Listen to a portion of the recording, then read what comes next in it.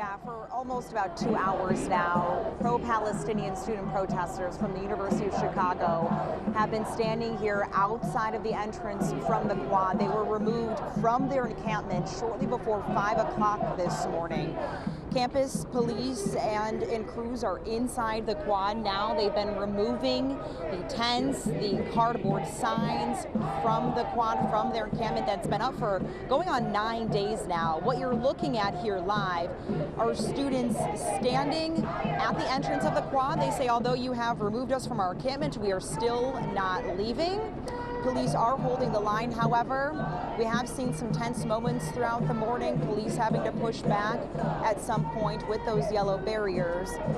What you're looking at too is University of Chicago students and some faculty who are now coming toward the front of the line. They say they are willing to be arrested for this cause, although we have not seen any arrests happen so far this morning. Again, all of this playing out shortly before 5 o'clock, and we are seeing the standoff from police. We will stay here all morning long and monitor the situation for you and update you as anything changes. But for now, back to you, Val and Terrell.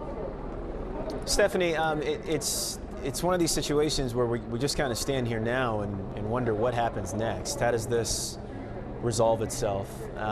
We know that weather will play a role likely in the next hour or two. Are you getting any hints of what the university may have planned and what these students may have planned?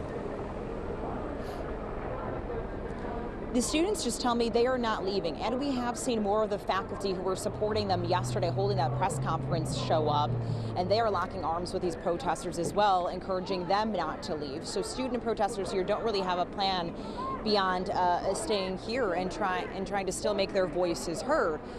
I think you are seeing some tense moments right now from police and student protesters. They have been shouting at police in the face and chanting at them, but we have not seen any physical altercations beyond police initially shoving protesters back from the quad. So we are just standing by here to see how this develops, but campus police have started removing their encampment, and that was torn down about 5 o'clock this morning. So Stephanie, have you seen any counter protesters?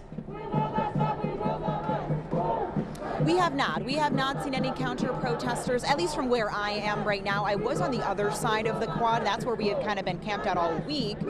However, when campus police came in, they pushed students toward the Ellis side instead of the university side of the quad. So it's unclear from that point of view. We have just seen a lot of onlookers, students walking by trying to see what the situation is here. But we haven't seen any active counter protesters shouting anything or disrupting this protest here.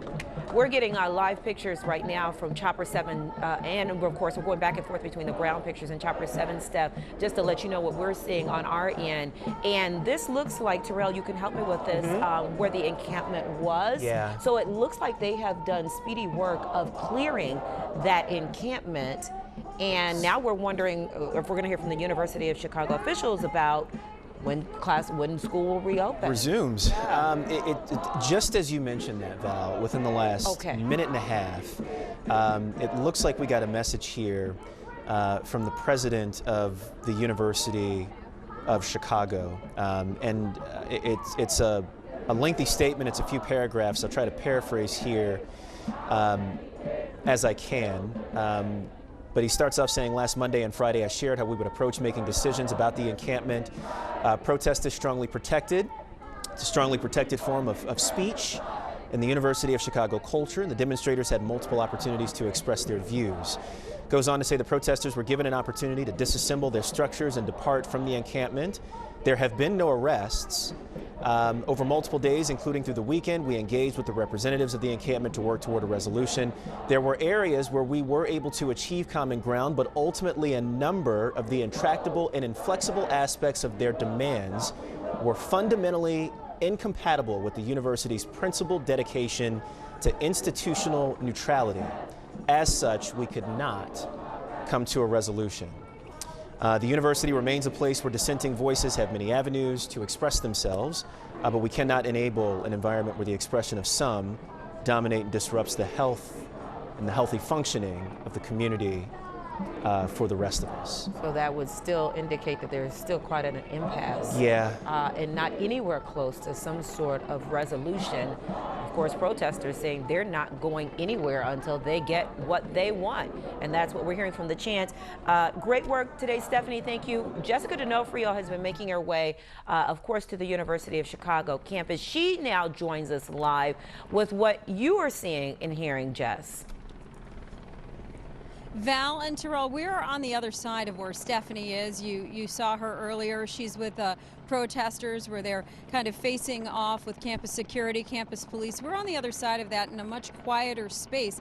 You wouldn't believe it, but this is where the encampment was. Take a look behind me here. This is where all of the tents were set up earlier, but at around 5 o'clock, as you know, campus police, campus security moved in and started to remove the encampment. It is gone. At this point, there is nothing left. We've been seeing trucks coming in, removing the last parts of the encampment. And if you can see there, there's a line of neon yellow shirts or vests over there. That is campus security. They are standing their ground there to keep anybody from moving back in.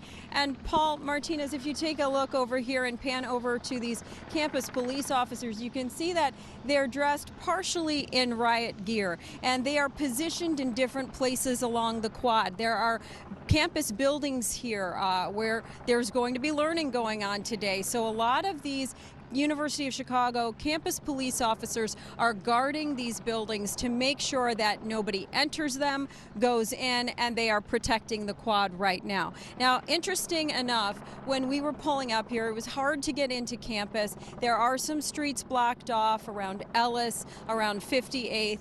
Coming in near the quad, students would probably want to avoid this area for now because of all of the security here.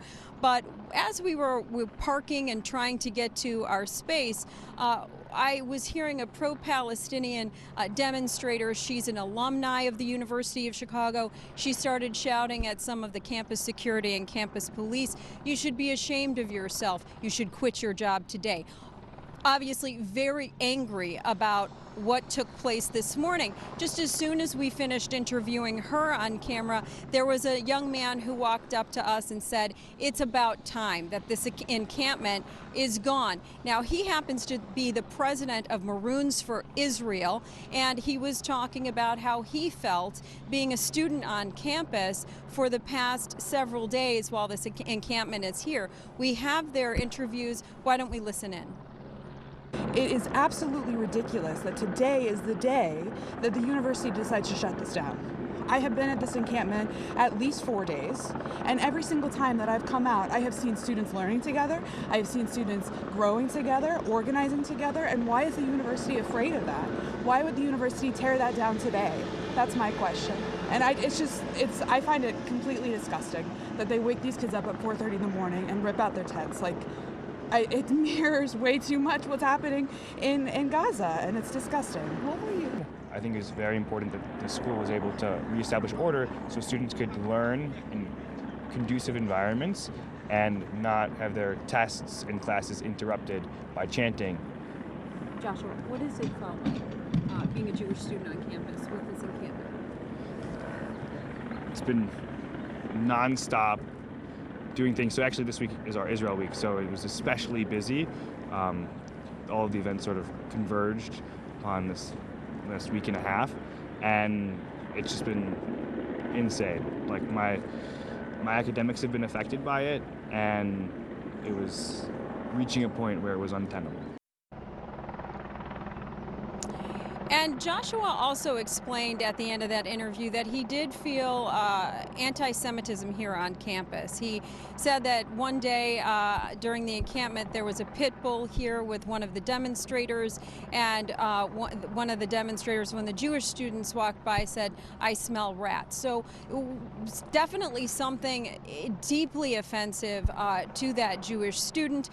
Interestingly enough, after we talked to Joshua, there was another student who walked up to us and was talking to us about writing the petition for the encampment to be removed. He was one of the students who contributed to that, the writing of that petition that garnered about 2,500 signatures.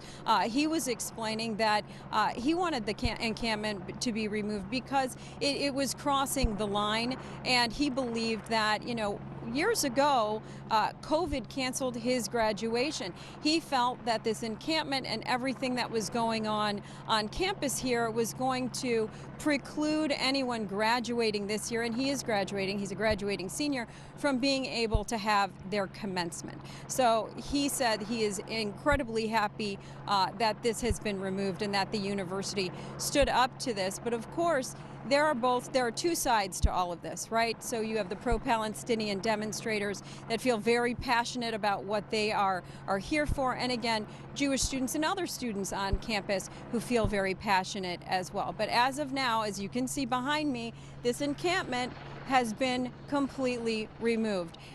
Before, several hours ago, this was full of tents and full of people who were pretty much quiet and sleeping, and then the campus police and security came in and started tearing everything down. Watch breaking news on YouTube. Subscribe to ABC7 Chicago Eyewitness News.